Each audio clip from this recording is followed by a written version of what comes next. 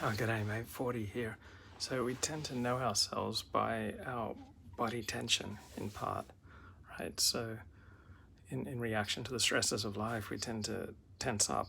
And then once we learn to get through tough times through increasing body tension, then it rarely goes away. It just builds on that. So people are most interested in learning things that they can just add on top of themselves, which is why learning Alexander technique is so counterintuitive, because the Alexander technique is a technique of subtraction. You let go forms of unnecessary muscular tension. And so without our current levels of muscular tension, we really don't know ourselves. And some people so fear intimacy or connection or fusion with other people that one of the ways that they maintain their own sense of boundaries and their own sense of safety is to have lots of muscular holding patterns, lots of muscular tension. That's how they understand themselves as a completely independent person from others and not in danger of being overly vulnerable. So I'm reading this book on psychoanalysis and the body, Relational Perspectives on the Body. So a lot of people don't like to talk about emotions, but you may notice some people, they only come alive when they're talking about their illness. So if they got something real like back pain or ulcers or some debilitating skin condition, then they like suddenly come alive, like talking about their illness. But when they're talking about what they're feeling, they're not conscious of what they're feeling or they can't articulate it. So having it like a mind-body illness like back pain or skin conditions, this is a way that people can feel alive.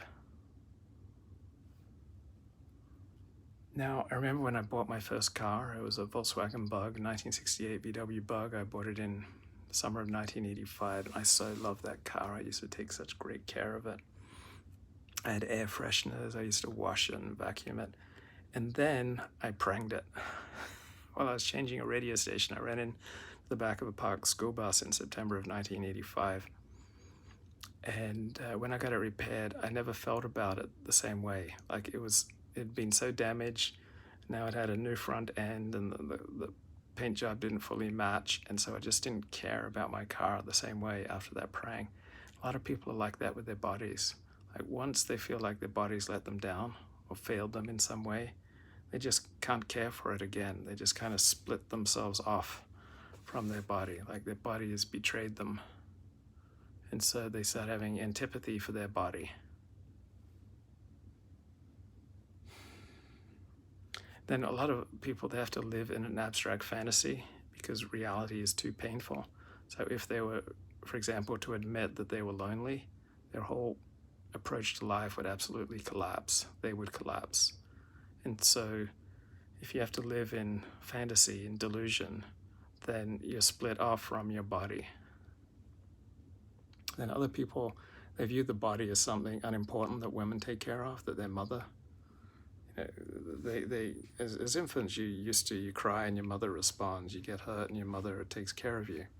And so they go through life with this unconscious understanding that the body is something that their wife or their mother takes care of, and it's not very important. And if you take care of your own body, then you're really usurping your mother's role or your wife's role. I was fascinated by all these different mind-body illnesses. Most of our illnesses, from back pain to skin conditions to ulcers, any illness where there's no objective cause.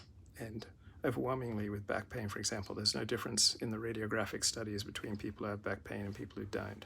So when there's no objective medical cause for your illness, then you're likely dealing with mind-body syndrome, where because of unconscious rage, resentment, fear that you can't handle, that you're not conscious of, the mind protects you from unwelcome realizations by giving you physical symptoms to focus on. So it could be back pain or weird skin conditions or stomach aches or digestion problems. It's the way that the mind distracts you from unwelcome realizations about how jealous you are or how enraged you are or how inadequate you feel. So you get to be distracted by your genuine, real, back pain. So when we experience emotions, we usually experience them first of all in our body, and then later the mind kind of deduces, oh, I'm feeling happy, I'm feeling sad, I'm feeling inadequate. But if we block access to our emotions, then we don't have any way of kind of regulating our emotions, and so the body has to grab our attention. So that's one of the bases for mind-body illness.